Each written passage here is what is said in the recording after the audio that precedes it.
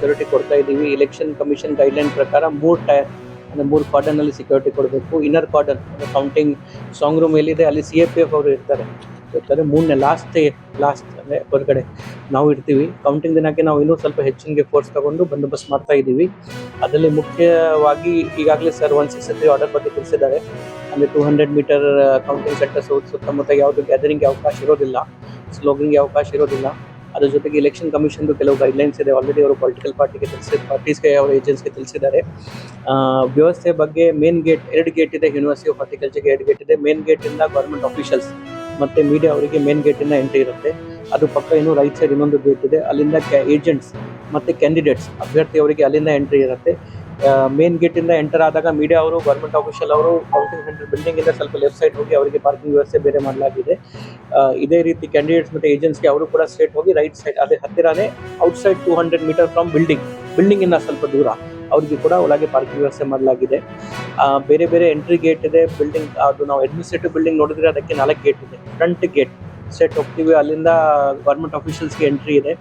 Back gate ಅದಕ್ಕೆ ಹಿಂದ್ಗಡೆ ಗೇಟಿಂದ media room separate ಆಗಿ ಮಾಡಿದ್ದಾರೆ. ಅಲ್ಲಿ ಅನೌನ್ಸ್ಮೆಂಟ್ ಸಿಸ್ಟಮ್ ಎಲ್ಲ ಇರುತ್ತೆ. ಮೀಡಿಯಾ ಅವರಿಗೆ ಎಂಟ್ರಿ ಆ ಕಡೆಯಿಂದ ಇರುತ್ತೆ. ಅವರು ಸರ್ ಹೇಳಿದ ಪ್ರಕಾರ ಬೆಳಿಗ್ಗೆ ಅವರು ಸಾಂಗ್ ರೂಮ್ ಓಪನ್ ಆದ ನಂತರ ಅವರು ಆ ರೂಮಲ್ಲಿ ಹೋಗಿ ಅಲ್ಲಿಂದ ಮಾನಿಟರ್ ಮಾಡಬಹುದು ಯಾವುದು ರೌಂಡ್ಸಲ್ಲಿ ಏನೇನು ಆಗ್ತಾ ಇದೆ. ಅದ್ರ ಜೊತೆಗೆ ಪಬ್ಲಿಕ್ಗೆ ವೆಟರ್ನಿಟಿ ಹಾಸ್ಪಿಟಲ್ ಹತ್ತಿರ ಒಂದು ಪಬ್ಲಿಕ್ ಅನೌನ್ಸ್ಮೆಂಟ್ ಸಿಸ್ಟಮ್ ಮಾಡ್ತಾ ಇದ್ದಾರೆ. ಪಬ್ಲಿಕ್ಗೆ ಕೂಡ ಅಲ್ಲಿ ಇರೋದು ವ್ಯವಸ್ಥೆ ಮಾಡಿದ್ದೀವಿ. ನಮ್ಮ ಪೊಲೀಸ್ ಸಿಬ್ಬಂದಿ ಎಲ್ಲ ಕಡೆ ಇರ್ತಾರೆ. ಈ ಲೆಫ್ಟ್ ಸೈಡ್ ಅಂದರೆ ಮೇನ್ ಗೇಟ್ ಮತ್ತು ಬ್ಯಾಕ್ ಗೇಟ್ ನಾನು ಕವರ್ ಮಾಡಿದ್ದೀನಿ. ಲೆಫ್ಟ್ ಸೈಡ್ ಅದಕ್ಕೆ ಈಸ್ಟ್ ಗೇಟ್ ಹೇಳ್ತಾ ಇದ್ದೀವಿ. ಈಸ್ಟ್ ಗೇಟಿಂದ ಏಜೆಂಟ್ಸ್ಗೆ ಎಂಟ್ರಿ ಆ ಕಡೆಯಿಂದ ಇರುತ್ತೆ. ಈ ಸರಿ ಎಲೆಕ್ಷನ್ ಕಮಿಷನ್ ಗೈಡ್ಲೈನ್ ಪ್ರಕಾರ ಅವರಿಗೆ QR code based pass sir ಕಡೆಯಿಂದ ಇಶ್ಯೂ ಆಗಿದೆ, ಆರೋ ಕಡೆಯಿಂದ ಇಶ್ಯೂ ಆಗಿದೆ. ಅದಕ್ಕೆ ಇದು ಕೂಡ ಇದೆ, ಸ್ಕ್ಯಾನರ್ ಆ್ಯಪ್ ಕೂಡ ಇದೆ. ಅವರು ಪಾಸ್ ಆದ ನಂತರ ಅಲ್ಲಿ ಕೌಂಟಿಂಗ್ ಗೇಟ್ ಅಂದರೆ 3 ಕಡೆ ಚೆಕ್ ಆಗುತ್ತೆ. ಫಸ್ಟ್ ಕಾರ್ಡನಲ್ಲಿ ನಮ್ಮಲ್ಲಿ ಚೆಕ್ ಆಗುತ್ತೆ. ಸೆಕೆಂಡ್ ಸ್ಟೇಟ್ ಆರ್ಮ್ ರಿಸರ್ವ್ ಅವರು ಇರ್ತಾರೆ. ಥರ್ಡ್ 3ನೇ ಕ್ಯಾಟಗರಿಯಲ್ಲಿ CAPF ಅವ್ರಿಗೆ ಇರ್ತಾರೆ, ಅವ್ರು ಚೆಕ್ ಮಾಡ್ತಾರೆ.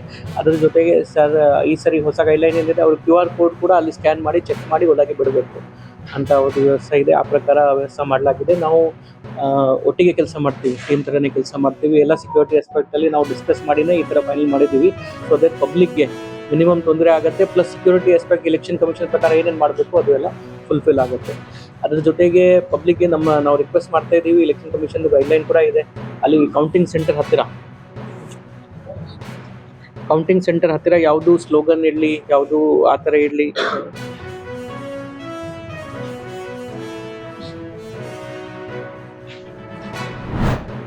ನಾವು ದಿನಾಂಕ 4/5/2026 ಈಗಾಗಲೇ 24 ಬಾಗಲಕೋಟೆ ವಿಧಾನಸಭಾ ಮತಕ್ಷೇತ್ರದ ಉಪಚುನಾವಣೆ ಮತ ಎಣಿಕೆ ಇನ್ನೂ ನಾವು ತೋಟಗಾರಿಕೆ ವಿಜ್ಞಾನಗಳ ವಿಶ್ವವಿದ್ಯಾಲಯ ಆಡಳಿತ ಭವನದಲ್ಲಿ ಸ್ಟ್ರಾಂಗ್ ರೂಮ್ ಮಾಡಿದೆವು. ಅದರ ಪಕ್ಕನೇ ಅಲ್ಲಿ ಮತ ಎಣಿಕೆ ಕೇಂದ್ರವೂ ಕೂಡ ಅಲ್ಲೇ ಈಗಾಗಲೇ ಸಿದ್ಧತೆ ಮಾಡಿಕೊಳ್ಳಲಾಗಿದೆ. ನಾವು ಇದರಲ್ಲಿ ನೆಲಮಾಡಿ ಇದೆ.